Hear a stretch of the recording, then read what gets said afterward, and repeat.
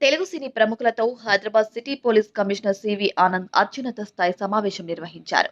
ఈ సమావేశంలో హీరోలు, నిర్మాతలు, ఎగ్జిబిటర్లు, డిజిటల్ డిస్ట్రిబ్యూషన్ భాగస్వాములు పాల్గొన్నారు. చిరంజీవి, వెంకటేష్, నాగార్జున, నాని, రామ్ చరణ్ కూడా ఈ మీటింగ్ లో ఉన్నారు.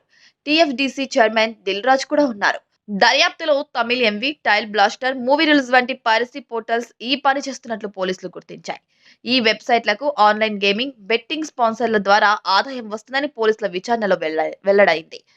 హైదరాబాద్ పోలీసులు భారీ సినిమా పైరసీ రాకెట్ ఛేదించిన సంగతి తెలిసిందే. సినిమాలను పైరసీ చేసి ఆన్లైన్లో విక్రయిస్తున్న దేశంలోని అతిపెద్ద పైరసీ ముఠాను సైబర్ క్రైమ్ పోలీసులు అరెస్ట్ చేశారు. ముఠాకి చెందిన 6గురిని అరెస్ట్ చేసిన వారి నుంచి కంప్యూటర్లు, హార్డ్ డిస్క్లు, ల్యాప్టాప్లు, ఇంటర్నెట్ కనెక్టివిటీ టూల్స్ తో పాటు సాంకేతిక పరికరాలను స్వాధీనం చేసుకున్నట్లు హైదరాబాద్ సిపి సివి ఆనంద్ తెలిపారు. నిందితులు కొత్తగా విడుదలైన తెలుగు, హిందీ, తమిళ సినిమాలను రహస్యంగా రికార్డ్ చేసి వాటిని ఆన్లైన్ ప్లాట్ఫామ్స్ ద్వారా అమ్మకాలు జరుపుతూ కోట్లల్లో ఆర్జిస్తున్నారని పేర్కొన్నారు. దీని ద్వారా సినిమా ఇండస్ట్రీకి దాదాపు 22,400 కోట్ల రూపాయల నష్టం వాటిల్లినట్టు పోలీసులు గుర్తించారు. ఇక హ్యాష్ సింగిల్ సినిమా పైరసీపై గతంలో పోలీసులకు ఫిర్యాదు అందాయి. ఈ విషయమై జూలై 3న వనస్థలిపురానికి చెందిన కిరణ్ ను పోలీసులు అరెస్ట్ చేశారు. విచారణలో అతను ఇచ్చిన వివరాలతో దుబాయ్, నెదర్లాండ్, మయన్మార్ లో పైరసీ ముఠా ఉన్నట్లు గుర్తించారు. వీరు థియేటర్లో ప్రదర్శితమయ్యే శాటిలైట్ కంటెంట్ ఐడి, పాస్వర్డ్లను క్రాక్ చేస్తున్నట్టు తేలింది. దాంతో పాటు ఏజెంట్ల అంగీ జేబుల్లో సిగరెట్ ప్యాకెట్లు, పాప్కార్న్ ప్యాక్స్ పై హై ఎండ్ కెమెరాలు పెట్టి థియేటర్లలో స్పెషల్ యాప్ ద్వారా సినిమాలు రికార్డ్ చేస్తున్నట్లు గుర్తించాయి.